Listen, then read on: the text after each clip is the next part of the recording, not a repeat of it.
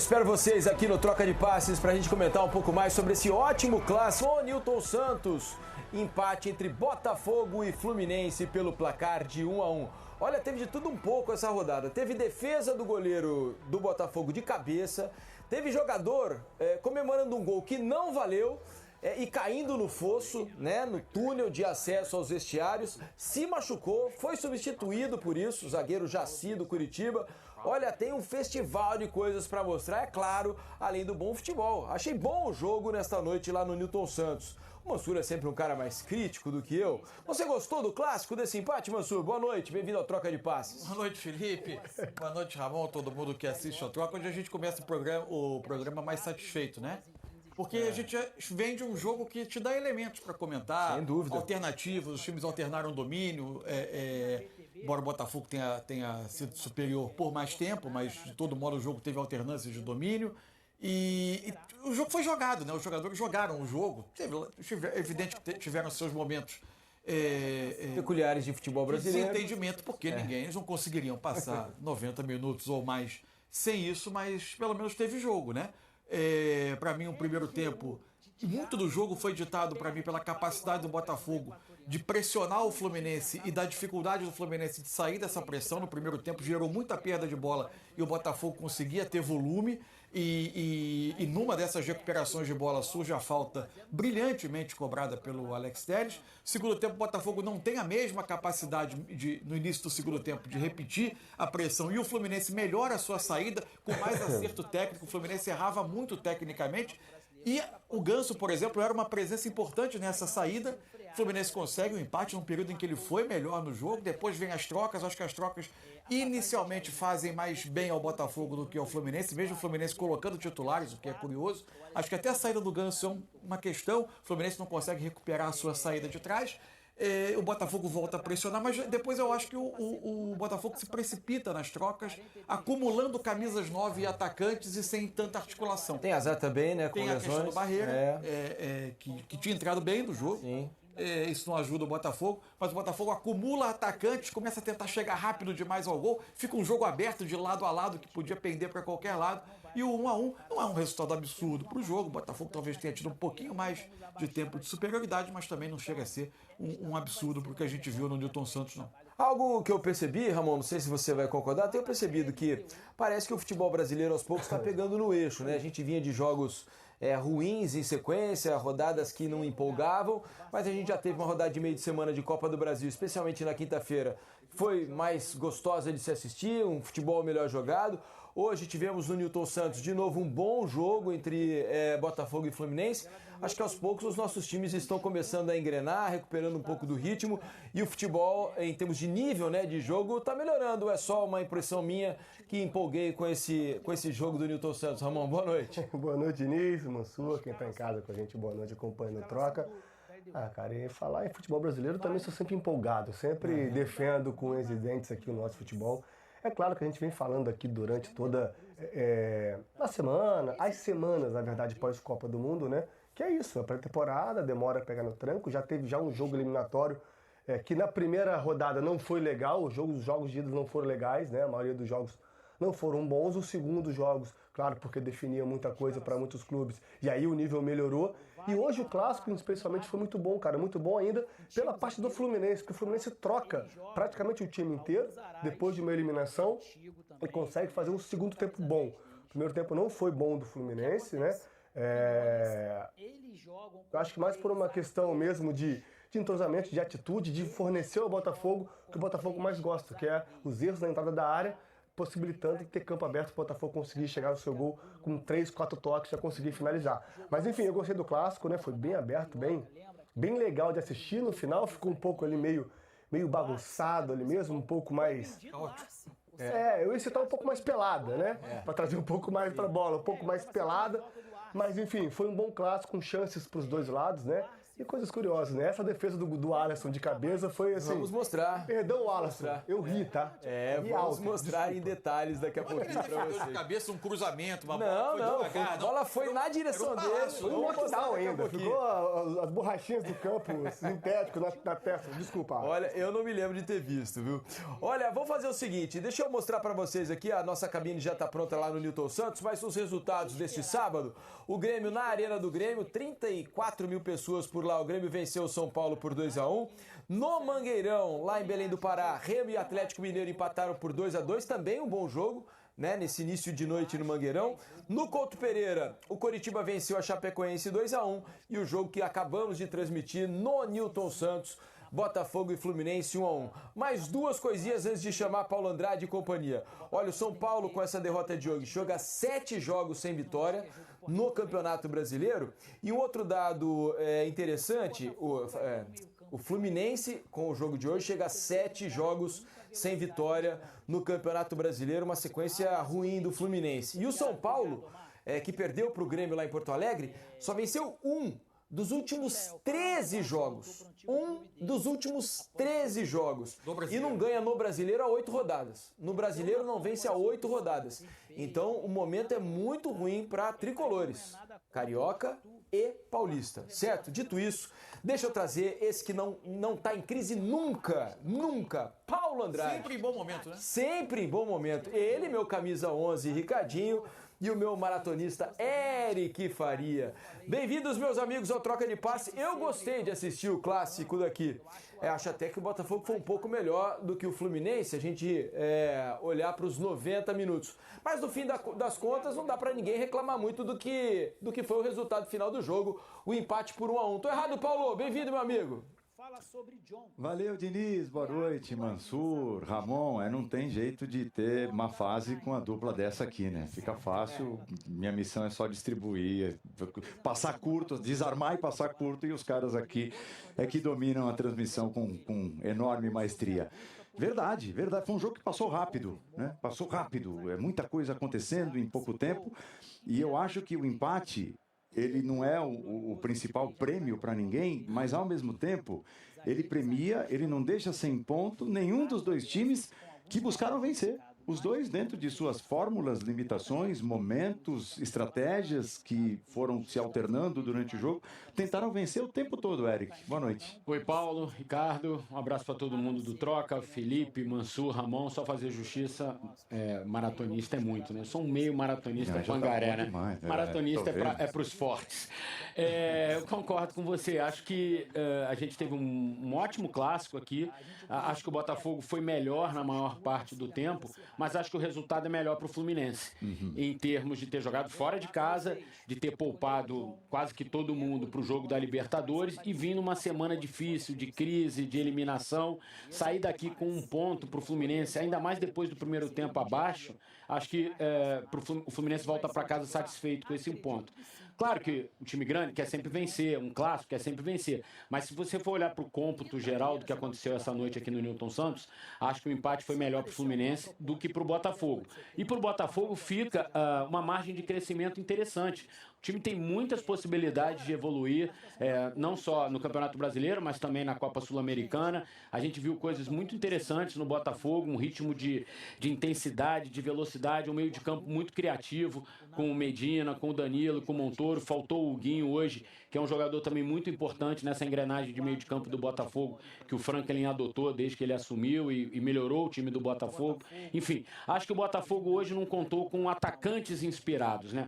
Os dois jogadores de lado que começaram, o Cauã e o Vidalba, não fizeram um bom jogo. O Arthur também não teve nas suas melhores noites, inclusive poderia ter matado o jogo no início do segundo tempo, né? E aí tomou uma decisão errada no contra-ataque e o Ignacio foi muito feliz naquele lance. Enfim, o Botafogo, se tem atacantes hoje mais inspirados, talvez tivesse vencido o jogo. Mas concordo com todos os companheiros do Troca, com vocês aqui. Acho que a gente teve um bom clássico, um belo clássico essa noite. A começar por essa linda cobrança de falta que a gente vai ver, que o Ricardinho certamente carimbaria, o lindo gol do Alex Telles, que abriu a conta no primeiro tempo. Que cobrança. Nem fale. Um abraço, Mansur, um abraço, Diniz, um abraço, Ramon, lá no estúdio do Troca. Foi um golaço e ela Foi com tanto capricho que ela ainda bateu no travessão e escorreu na rede, sem chance para o Fábio. O Botafogo virava o primeiro tempo na frente e acho que foi melhor do que o Fluminense. O Fluminense teve muita dificuldade, muito lento o time, né, no primeiro tempo, apesar de 2 chutes de fora da área, mas o Botafogo chegou mais. Esse Montoro, baita jogador, tecnicamente acima da média, ambidestro, não se aperta, Não mesmo entendemos marcado. a saída dele, né? No Foi eleito, segundo inclusive, tempo. o craque do jogo. Ele no segundo tempo foi substituído.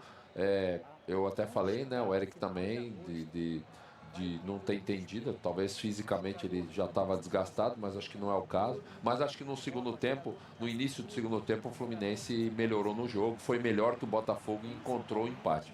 Teve mais volume, teve mais intensidade. O Botafogo, acho que voltou muito morno, né? Muito desatento no segundo tempo, e o Fluminense aproveitou com uma insistência, com os cruzamentos, até que num desses o Ignacio fez o gol de cabeça, o gol de empate, né? Subiu, ganhou da defesa e fez o gol de empate do Fluminense. Em seguida, isso foi acho que aos 13 minutos, se eu não estou enganado, mais ou menos. Logo a seguir, o Botafogo voltou a se equilibrar no jogo. E aí, o treinador do Fluminense fez 2 mudanças, que foi a saída do Ganso e a saída do Serna.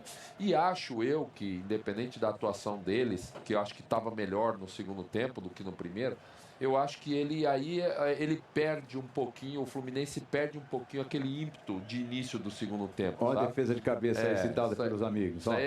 Isso aí a gente fala recurso, né? Ele estava pronto para fazer a defesa com as mãos, a bola veio muito rápida e a bola deu na cabeça dele. Não ia dar para levar as mãos a bola, foi né, muito Ricardinho? rápida, a finalização do Nonato foi muito rápida e ele colocou a cabeça, defendeu com a cabeça.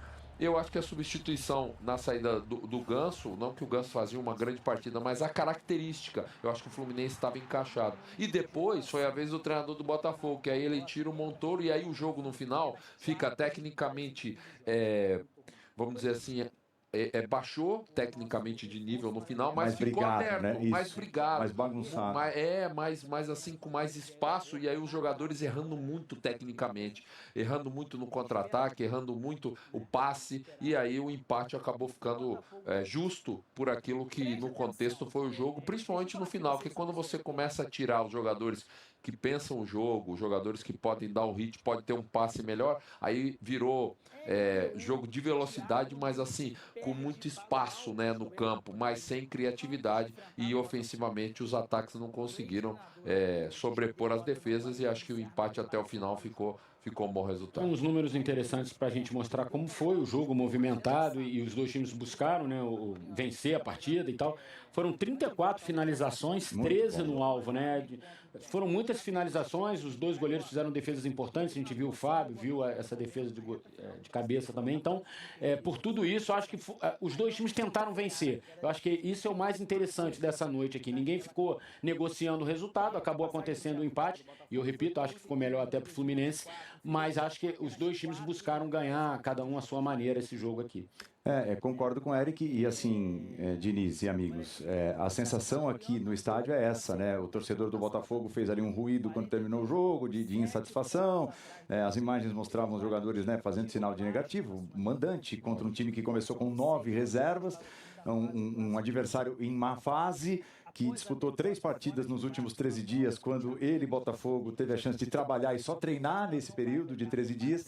Então foram assim ingredientes que tornaram mais positivo esse empate para o Fluminense, mesmo o Fluminense não tendo vencido após a Copa do Mundo, do que para o Botafogo, que ainda não perdeu após a volta da Copa do Mundo. E pensando em tabela também, né, Paulo? O Fluminense segura o Botafogo. Porque se o Botafogo tivesse vencido, encostaria. Vai lá para a rabeira de onde está o Fluminense na classificação. Eu ia acrescentar exatamente isso, Paulo, porque o Botafogo, se vencesse hoje, ele teria ido a 32 pontos, né? O Fluminense teria ficado com 34 e o Botafogo tem um jogo a menos. Né? Então, nos pontos perdidos, o Botafogo ficaria numa condição melhor até do que a do Fluminense. Com o empate, o Fluminense mantém o Botafogo a uma distância dele, na medida em que não pode ser ultrapassado em apenas uma rodada. E uma outra coisa, eu estava ouvindo o Ricardinho e o Eric, né, falar sobre as substituições do Fluminense, e aí eu não sei se vocês concordam, é claro que tem uma questão de hierarquia, os reservas estavam no banco, Na verdade, os titulares de hoje, né, eram jogadores que não costumam jogar com a mesma frequência daqueles que não iniciaram o jogo. Mas eu acho que as substituições, inclusive dos dois pontas, que estavam bem no jogo para mim, não sei se foi uma questão física ou ele quis colocar a tropa de elite para jogar os momentos finais, mas eu acho que a troca dos dois pontos, tanto o Soteldo quanto o Serna, pioraram o Fluminense, porque os dois vinham jogando bem. Não sei se vocês sentiram uma queda física ali dos dois em algum momento, porque me pareciam em ritmo, né? O Soteldo acho que estava mais cansado. O Serna talvez tenha sido... O Soteldo foi, na minha opinião, o melhor jogador do Fluminense do meio pra frente. Assim. Acho que ele deu muito trabalho no primeiro tempo. Ignacio também, né? Também, mas eu digo do meio pra frente do Fluminense, o Soteldo pra mim foi o melhor jogador, tanto que o Alex Telles sai, porque já estava desgastado marcando o Soteldo. O Soteldo deu muito trabalho pro Alex Telles hoje. E eu, quando o Zubeldia foi fazer a primeira mexida, eu achei que ele tiraria o Castilho, que não jogou bem hoje, não conseguiu ter nem domínio de bola. Achei que ele empurraria o Serna para fazer essa função e abriria o Canóbio. Teria um ataque mais móvel. O Serna já jogou, inclusive, com o Zubeldia algumas vezes, como esse cara, assim, como esse centroavante, digamos assim.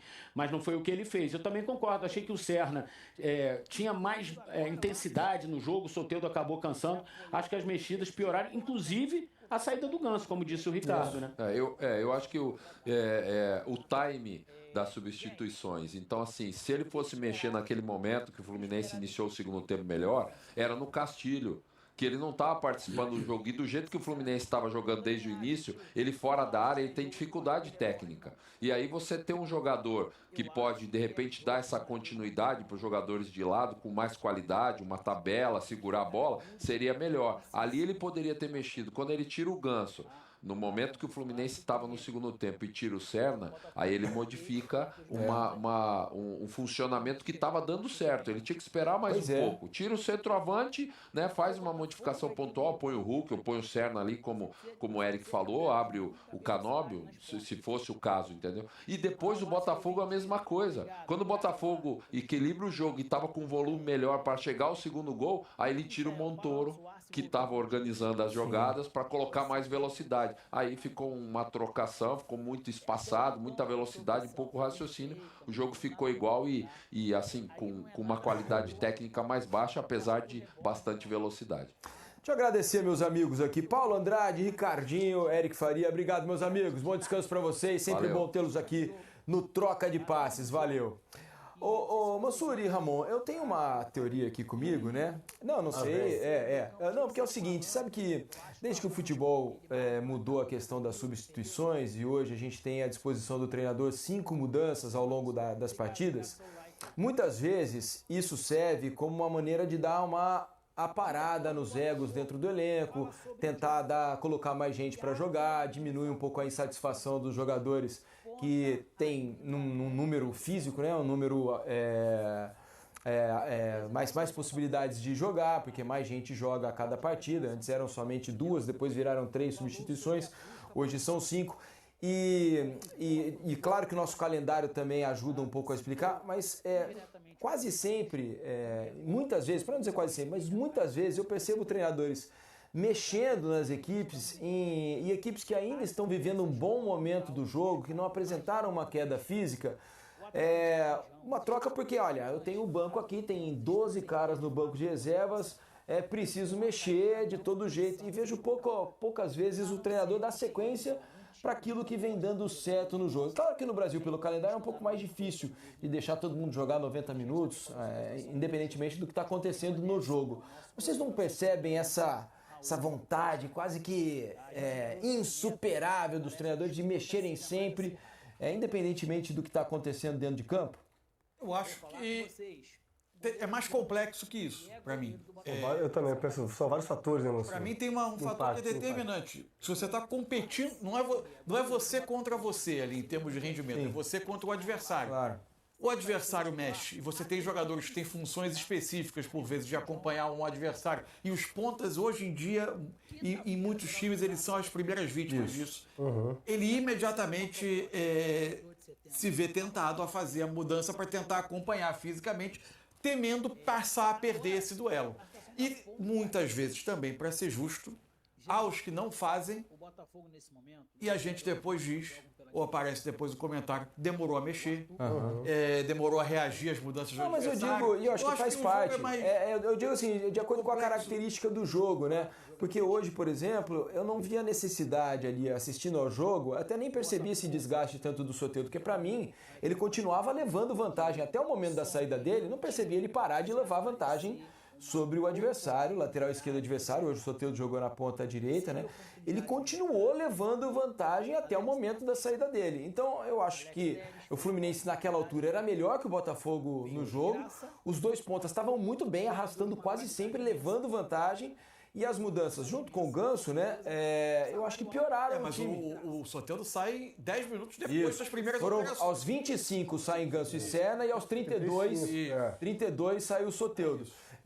Achei que ali o campo, né? Se tivesse uma questão de estão os titulares em campo e a gente precisa pensar no jogo seguinte, ok, faz parte trocar para tentar segurar um pouco da minutagem. Mas hoje, especificamente, eram os reservas quem estavam jogando, né? Eu acho que quando ele faz a mexida... O adversário muda também, Dini. Ele tem que manter essa frescura que os técnicos falam. Hoje o GPS mostra muito. Sim. Deve ter no GPS os níveis físicos dele, de arranque, de velocidade, de sprint. Porque vendo o jogo não parecia, né? Eu acho Eles que quando ele faz bem. a mexida do Soteldo pelo Savarino, o Botafogo já tinha retomado o controle. Você acha? Acho. Não retomado o controle, Sim. dominando a Melhorado, planeta. Não, mas assim, O Fluminense já não tinha mais mesmo não fazia ímpeto mais o jogo acontecer na metade de campo do Botafogo, como nos primeiros Mas 20 com minutos. 25, na hora que o Ganso saiu, né, aí é um ponto. Aí o Ricardinho foi perfeito, questão de característica. Para manter uma característica, o certo era entrar um Lúcio que vai dar a mesma dinâmica do Ganso, né? De ser um jogador cerebral, um jogador que vai dar uma pausa, que vai achar um passe diferente, que vai conseguir fazer o time descansar com a bola. E eu fui ver, né? O Ganso ficou muito tempo sem jogar, ficou afastado, negociando uma possível saída. Sabe qual foi o último jogo que o Ganso jogou mais de 60 minutos? Não estou falando nem 90 minutos. 60 minutos foi dia 15 de abril, Fluminense e Rivadavia pela Libertadores. Ele jogou 66 minutos. A última vez que o Ganso jogou 90 minutos, eu tô vendo pelo soft score aqui, foi no Carioca contra o Maricá, dia 8 de fevereiro. Não, eu nem falo sobre o Ganso, Então, assim, né? Mais especificamente, minha crítica hoje era pelos pontas. Uma coisa é a gente constatar que a saída do Ganso, de um lado, assim, né? E o mesmo pode valer para a saída do Montoro, do Botafogo. Elas fizeram mal aos times. Né? Os times tiveram problemas para suprir essas saídas. Ou mesmo que a saída dos pontas, os que entraram não tenham dado o mesmo rendimento. Outra coisa são os dados que as comissões técnicas têm, que indicam a eles que naqueles momentos eles não podiam mais permanecer porque o custo físico do jogo ou a necessidade de competir com um adversário que também vai oxigenando seus times, ela obriga a mexer.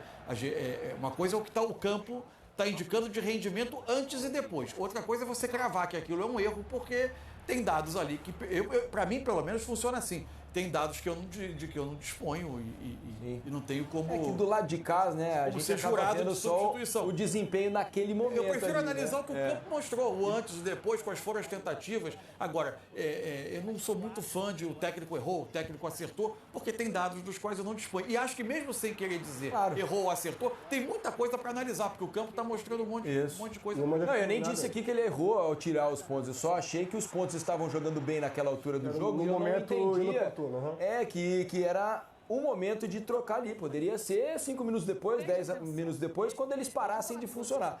Não sei o que vocês pensam aí de casa. Hashtag troca de passes. Vão lá no X, no Twitter, enquanto a gente vê os melhores momentos. Hashtag troca de passes. Mandem as suas mensagens pra cá, tá? Vocês gostaram tanto do jogo quanto a gente aqui? Diga, Ramon, o que você ia dizer? Eu ia falar que chega um determinado momento da partida que os treinadores se preocupam, às vezes, muito mais do que o jogador faz sem a bola do que com a bola. Eu acho que isso também impacta nas mexidas, porque o outro time vai mexer também, vai oxigenar, vai tentar manter o nível físico até o final dos 90 minutos. E aí você tem que mexer. Consequentemente, os dados que o Manso citou vão te mostrando no banco e você vai fazendo as trocas. Sim. E eu gostei muito do que ele falou do Soteldo. Eu acho que muito da característica do Botafogo, ele ter invertido o Soteldo de lado, fez com que o Soteldo rendesse o que rendeu hoje. Justamente porque, pelo que ele explicou ali, se ele estivesse jogando pelo lado esquerdo e tivesse que acompanhar o Vitinho, toda vez que o Vitinho fosse subir, o Vitinho é um lateral que sobe muito por dentro e por fora. Ele não é um lateral construtor, por mais que tenha qualidade para ser, ele é um lateral passador, rompedor de espaço, né? Sendo o homem surpresa para atacar o meio espaço, para atacar as costas do lateral adversário do lado oposto, né? Ou seja, o lateral esquerdo do adversário. E o Alex Telles não constrói por vezes próximos dos zagueiros, constrói um pouco mais por dentro, é mais cadenciado. Então fez com que o Soteldo corresse menos para trás. E o Soteldo, quando tinha bola, muitas das vezes também, estava no 1 contra 1 contra o Alex Telles. Quantas vezes a gente chamou atenção? Né, Olha que perigo. Ele conduzindo a bola. O Soteldo é o destro, né? Sim, Todo mundo sim. sabe. Mas ele jogando do lado direito hoje... No caso dele... ele consegue fazer bem com as duas, né? Mas muitas vezes hoje, isso me chamou a atenção especificamente hoje, quantas vezes ele partiu para cima do marcador, conduzindo a bola com a canhota, com a perna esquerda. Né? E muitas vezes, na maior parte delas, levando para a linha de fundo com o pé direito. Pelo lado esquerdo, muitas vezes ele levou vantagem em jogadas, levando ao fundo também para concluir com a esquerda. Isso, a ele jogada, faz bem o que isso. deixa o lateral sem saber para que lado. Só um outro dado. O Serna e o Soteldo, que não são titulares habituais nessa fase do trabalho do Zubeldia, o Serna entrou em 9 dos últimos 11 jogos, o Soteldo em 11 dos últimos 13. O que mostra que essas trocas de ponta, como em boa parte dos clubes do mundo, no momento, verdade. elas são muito frequentes. A gente está falando sobre troca dos pontas. O Cauã Toledo era o jogador que marcava quase que individual o Samuel Xavier. Porque é o jogador que subia muito mais. O Cauã Toledo fechava numa linha de 5. O Botafogo, por vezes, no primeiro tempo, fazia um 5-3-2. O Vidalba, Medina e Danilo. Às vezes o Montoro descia, fazia um 5-4-1, com o Montoro e o Arthur Cabral na frente. Foi a primeira substituição. Exatamente, aí que eu ia chegar. E do outro lado, não. É o Vidalba que marcava junto com o Vitinho por setor, por quê? Não tinha o René, mas tinha o Serna, que era o ponta mais agudo. Então eles se ajustavam pelo lado direito em defesa do Botafogo. No lado esquerdo tinha o Cauã Toledo, que era um perseguidor do Samuel Xavier, foi um dos primeiros a sair, porque ele correu muito para trás e correu muito para frente. Então, assim, são dados, é o contexto do jogo, muita coisa impacta nessas mexidas. A gente vai falar mais sobre o Botafogo também. Deixa eu dar uma notícia aqui que pode vir a ser triste, tomara que não, né? Porque o Botafogo informa que o Jordan Barreira, né? Ele foi substituído no segundo tempo, uma arrancada, né? Sozinho, ele arrancou para a bola e aparentemente tudo indica que seja um problema no tendão de Aquiles, né? A impressão que me deu foi essa. Né? A gente vai mostrar o lance agora, ó. Olha lá, ele parte para a arrancada e sente ali, ó, bota a mão atrás, a famosa no tendão. Síndrome da pedrada, que parece, né? Ele deve ter sentido ali o tendão de Aquiles, mas ele foi encaminhado, informação do Botafogo, encaminhado ao hospital para a realização dos exames iniciais no tornozelo esquerdo. Né? Ele vai ser monitorado e acompanhado de perto pelo Departamento Médico do Botafogo, então toda sorte aí para o Barreiro, né? Tomara que não se confirme a lesão, se tiver uma lesão que seja uma lesão pequena, algo que ele possa voltar rápido, mas não parece, né? Parece, tem uma cara de que... A cara não é boa, né? Vamos esperar, a cara não é boa. Agora, é um problema... E o jogador sente, né? O choro dele ali no campo, né? A afeição é triste, né? Assim, primeira coisa é pelo atleta, pelo ser humano, por interromper assim, o momento da carreira. A gente não sabe por quanto tempo vai ser essa parada. Isso é o mais importante de tudo. Trazendo para o campo, assim, é um problema que se soma a uma questão ofensiva do Botafogo, que nesse momento é um pouco incômoda, né? O Botafogo vive uma grande reconstrução como time, né? Ao longo dessa temporada. Clube, né, o clube e o campo reflete um pouco isso. Dos jogadores que têm feito o quarteto ofensivo do Botafogo, salvo o Montoro, talvez esse seja um momento em que o Botafogo tem menos concentração de talento nas últimas temporadas no setor ofensivo. Assim, sim. Mais dificuldade de encontrar aqueles jogadores que te garantem gol, que te garantem ponto, que garantem decisão de jogos. E aí você fica, às vezes, rodando ali em algumas opções, algumas jovens. O Botafogo tem recorrido também a jovens. Hoje começou o Cauã Toledo. E, nesse ponto, o Barreira tinha tido uma entrada boa no jogo. Entrou bem. Tinha subido o nível. Batido uma bola para uma defesa do Fábio. Uma defesa boa do Fábio. Aliás, o Botafogo precisa encontrar gols, né? Exato. Nesse momento não tem sido fácil. Eu acho o Botafogo um time, parece um time bem treinado, ordenado, organizado. Falamos isso primeiro tempo bem bom hoje. Primeiro tempo bem bom. Primeiro tempo bom, a partir de um bom plano de jogo, de estratégia. O Botafogo é um time bem organizado. Agora, a capacidade de decisão do time, ela é um problema. Só pontuar aqui que a gente não pode deixar passar a partida do Montoro. Nossa, como é gostoso de ver. Espetacular o as atuações individuais, né, hoje. Ele pelo refinamento, pelos momentos de brilho, aquilo que a gente... O passe que ele dá, de Trivela no segundo tempo e coloca o Vidalba. Esse também foi um pouco abaixo tecnicamente, individualmente falando, do jogo, né? Mas assim, esse passe dele foi só a cereja do bolo. A facilidade que ele resolve os problemas no espaço curto. Tem um lance que vem uma bola do alto, ele domina, a bola morre no pé dele, ele A facilidade para ele trabalhar com os dois pés e se posicionar de uma maneira que ele faz o jogo andar com um toque de primeira. O Botafogo usa muito o jogo apoiado com a dinâmica do terceiro homem, né? Um pivô para quem vem de frente para jogar para um terceiro homem que está passando. Ele participa muito disso. E hoje o meio de campo do Botafogo com Montoro, Danilo e Medina, 3 jogadores extremamente técnicos. O Botafogo dominou muito no primeiro tempo. Por isso, porque era muita dinâmica, era muito passe de primeira, era muito quando o jogador adversário vai arrancar, já está voltando porque a bola já está lá. E aí você vai começando a se mexer, você cria um mini-jogo que a gente fala, né? Fica tocando e consegue atrair e achar um espaço para infiltrar. Enfim, o Montoro fez uma partidaça. Você sabe que antes da Copa eu até fiz uma crítica aqui no Troca ao Montoro, né? De quem sou fã, acho um ótimo jogador, mas acho que ele precisa ser mais decisivo nos jogos, pela função que ele ocupa. Participar mais dos gols, dar mais passes para gols. Ele é um atleta em maturação, ele tem 19 anos ainda. Claro, né? Fazendo todas essas ressalvas. Hoje, por exemplo, não dá para negar, ele participaria do gol se o Vidalba tivesse feito o gol, porque o passe foi de cinema, o Vidalba ficou em ótima condição para bater, ele demorou um pouco para bater, acabou chutando, né, desequilibrado pelo jogador do Fluminense e bateu para uma fácil defesa do Fábio. Se você tem um meia dessa qualidade, um jogador com essa, assim, é natural que você vai esperar que ele participe, que ele consiga também ser um jogador que faz gol. Isso se torna mais grave num time que, para mim, tem um desnível, né? O Botafogo tem bons laterais, bons meio-campistas. O setor ofensivo é que fica abaixo do restante do time. É verdade. E se a gente pensar no que teve, então, recentemente com o olhar Almada, Luiz Henrique, Igor Jesus, fabricavam momentos decisivos. Né? Exatamente, é isso que o Botafogo precisa encontrar. É seguinte, a gente separou alguns lances para mostrar aqui desse jogo. Por exemplo,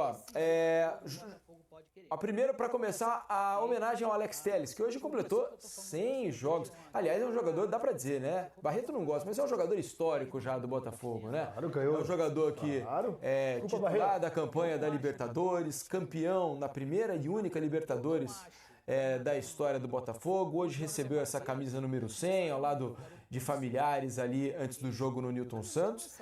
E depois... fez o que no campo, Mansur? Depois fez um gol espetacular. Espetacular, uma cobrança de falta. Não era a posição mais confortável para o canhoto, né? Não. Era um pouco mais... Eu fiz vários gols ali naquela posição. Não é fácil aquela batida, batendo de canhota assim por fora da barreira. Aliás, Ganso, olha só, deixa eu falar. Aliás, o Ganso, que bate falta quase tão bem quanto eu, ele sabendo que o Alex Telles ia cobrar, a gente tem uma imagem que mostra o Ganso virando-se para o Fábio e dizendo, ele é canhoto. Aí é o lance completo, né? Primeiro, a falta que foi marcada, né? Na opinião do Paulo César de Oliveira, a falta aconteceu por cima. O PC disse que a falta foi por cima. Braço esquerdo do jogador do Fluminense, o Nonato, em cima do atacante do Botafogo. E aí, ó, o Ganso vai falar, ó, olha lá, ó. Ele é canhoto. Ele já estava indicando para ele a barreira um pouco mais para a direita, para evitar o curva da bola por fora. Mas eu acho até que a bola nem passa tanto por fora, né? Ela vai por cima, né, da barreira. Não sei, hein? E acaba. Você acha que ela passa por fora? Se a gente tiver a imagem... Olha lá. Ela passa por lateral fora. o Ganso. Mas ela passa muito por fora. Não é pouco não, tá? Ela passa muito, mas ela passa raspando no rosto do Ganso. Teria que colocar 7 jogadores na barreira então ali pra passar, porque não tem... Gente, a batida do Alex Telles. A batida é espetacular. Será que o Ganso não estava indicando isso de dar um passinho para a direita? Deixar um pouco mais. Eu tenho a impressão, vendo a repetição, confesso que não tinha reparado com esse nível de detalhe. Vendo a repetição, a impressão que eu tenho é que se o Ganso estivesse posicionado um passo a mais para a esquerda, a bola tinha pego no rosto dele. Eu não sei se olha só, a bola, tanto que o Ganso até assusta, a bola passa muito próxima. A impressão que eu tenho, reflexo até o cotovelo para a direita. A bola passa longe, aparentemente, eu acho que é muito. O outro replay é melhor. A bola tem a impressão de passar muito próxima ao rosto. Olha lá, ó. Não, passa perto, tá certo. Passa muito próximo ao rosto, ao ombro. Então, eu tô errado. Ao ombro do Ganso. Eu tô errado. Passa então perto. Eu tenho a impressão que se a barreira tivesse posicionado um passinho pra direita... Minha dúvida é se essa era a indicação Eu acho que era. De indicar, ele é canhoto. Eu acho que era. Ele faz o gesto com a mão... E ele era a base da barreira. Ele tá prevendo a cobrança por fora. Pra mim é isso aí. Ele é canhoto, vai bater por fora. Tipo... tenta sair. Não, ou trazer a barreira, o Ganso como base, vamos vir um pouquinho mais para a direita do goleiro, né? Para tentar evitar. Mas isso não tira em nada o mérito da batida do Alex. É espetacular. É sensacional, né? Assim, que cobrança. Não tem como pegar. Aí, ó. Vamos ouvir o treinador do Botafogo.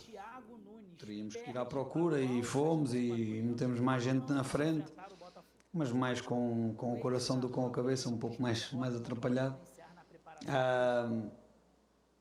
Recordo-me que no primeiro tempo está 1-0 e temos uma chance de terminar o primeiro tempo do Vitinho, creio eu, na segunda trave. Depois temos 2 lances aqui no segundo tempo o Cabral, que está 1-1 e vai para dentro, e depois o Vila também na cara dentro da área já. Depois esta última do Cabral, depois também não me lembro mais nada nosso. E lembro-me de um lance do adversário em que o Arli defende de cabeça até, mas parece-me a mim que foi um jogo pobre em termos de qualidade, de parte a parte. A nós compete-nos controlar a nossa parte. Tínhamos que apresentar mais e melhor, não apresentamos. Franklin, Letícia Marques do GE. Você já falou um pouquinho sobre esses primeiros 15 minutos do Botafogo, mas vou puxar um pouco pelo Vitinho. O Vitinho, na saída do campo, ele pontuou bastante sobre a forma como o Botafogo voltou do intervalo. Ele também cita que não é a primeira vez que o Botafogo volta do jogo dessa maneira e que queria até conversar no vestiário, todo o elenco, e claramente com você também. Queria sua análise sobre o porquê essa mudança do Botafogo em relação aos 2 tempos e se, claro, houve alguma conversa no vestiário. Se eu converso ou não no vestiário, fica lá dentro. Mas não houve. Para não haver casos, não houve. Temos tempo de conversar, até porque vamos treinar amanhã de manhã. Relativamente à questão da mudança do primeiro para o segundo tempo, eu não estava satisfeito com o primeiro tempo e não fiquei satisfeito com o segundo tempo, o início do segundo tempo, digamos assim, porque acho que fomos um pouco passivos e se calhar o Vitinho falou mais nesse seguimento, ou porque teve essa sensação dos primeiros 15 minutos, eles estão lá dentro, sentem de forma diferente do que nós que estamos cá fora. Mas a ideia que eu tenho estando de fora foi essa, que nos faltou um pouco de agressividade, principalmente nesses primeiros 15 minutos. Nós não podemos estar suportados numa vantagem tão magra de um golo, porque o adversário tem qualidade e tem gente muito grande que causa dificuldade em situações de cruzamento e de bola parada, e foi o que acabou por acontecer. Portanto, como eu disse anteriormente, acho que nós nos colocámos a jeito, principalmente nesses primeiros 15 minutos, e depois mais com o coração do que com a cabeça. Tentámos e não conseguimos, com pouca qualidade também, porque, como eu disse, acho que o coração se sobrepôs à cabeça. Boa noite, Franklin. Pedro Brandino, Arena Alvinegra. Hoje o Botafogo não teve o Guinho, porque estava suspenso, e então a gente não teve um primeiro homem de origem, digamos assim. Queria saber o quanto você acha que não ter esse cara fixo ali no meio de campo impactou no desempenho da equipe e individualmente do Danilo e do Medina também. Obrigado. São jogadores de características diferentes, como eu já disse. Nós jogámos muito tempo com o Medina e o Danilo. Nos últimos 6 ou 7 jogos jogou o Hugo e o Medina, e os 2 últimos jogou o Danilo também. São jogadores de características diferentes. O Guinho e o Domingos são mais primeiro volante, o Alan pode ser primeiro ou segundo, o Medina pode ser primeiro ou segundo, o Danilo não pode ser primeiro, só em desvantagem no marcador, pode ser segundo. Portanto, vou-me proteger ou justificar só com a diferença de características dos atletas. Nós não podemos estar aqui a lamentar ausências, até porque nós tínhamos muita gente disponível, ou toda a gente disponível, exceto o Guinho e os 3 magoados, o Caio, o Alain e o Júnior. Portanto, nós temos soluções cá dentro. Optámos pelo Medina em vez do Domingos, pela forma que pensávamos que ia ser o jogo. Não conseguimos controlar tanto com a bola como nós desejaríamos, e como esses 2 médios nos permitiam, porque têm qualidade com a bola.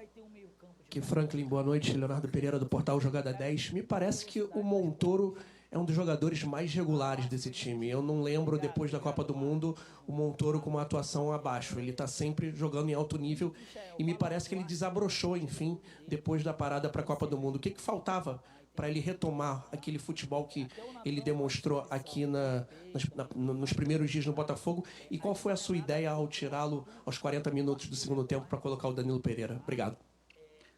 Minha ideia foi que o Montoro estava morto há 10 ou 15 minutos,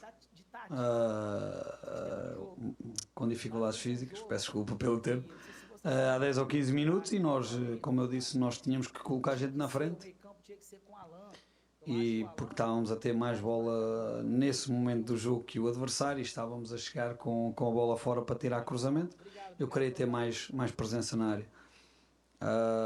Depois, relativamente à questão do rendimento ou da mudança de rendimento do Montoro, eu recordo-me que no último jogo antes da parada, com o Bahia, que nós ficámos reduzidos no final do primeiro tempo, o Montoro fez um jogo muito bom e acabou por sair com câimbras até. Já fez jogos bons connosco, já fez jogos fracos ou não tão bons. Tem que ser muito mais regular, na minha opinião, vou discordar de si, e tem que ser mais incisivo na frente, mais objetivo, ter mais baliza, porque ele tem muita qualidade, é um jogador que eu considero acima da média, mas tem 19 anos, tem uma margem grande de progressão. Nós estamos cá para o tentar ajudar ou melhorar, e ele também tem contribuído para isso, porque sabe que primeiro está a equipa e depois está ele, e pode sobressair dessa forma. Hoje acho que não teve tão bem como nas outras duas partidas anteriores. Tá aí o exigente Franklin Carvalho. Olha, e eu tenho certeza, eu confirmo para vocês que é o Franklin Carvalho que deu a entrevista, porque tinha um edifício na frente dele, uma garrafa d'água do tamanho do edifício, uma bola e um copo.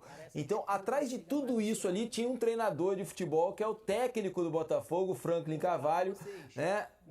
Que você só conseguia enxergar do nariz até a careca dele, né? Porque ele não tem cabelo. Leitura labial. Não dá para fazer a leitura labial. Então, mas confirmo para vocês que é o técnico do Botafogo que estava atrás ali do edifício e dos outros itens. Agora, me chamou a atenção, ele não gostou do primeiro tempo, ao contrário de nós aqui, que elogiamos o primeiro tempo do Botafogo. Mas o pior é que ele não gostou do Montoro. Isso, ele não gostou. Ele falou que ele falou que já teve outras jornadas melhores, o Montoro, e a gente estava elogiando aqui o grande jogo que ele fez, e ele concordou comigo, que eu disse anteriormente aqui no programa, que ele acha que o Montoro tem que ser mais incisivo na frente, ver mais a baliza, participar mais de gols, dando passes e fazendo gols.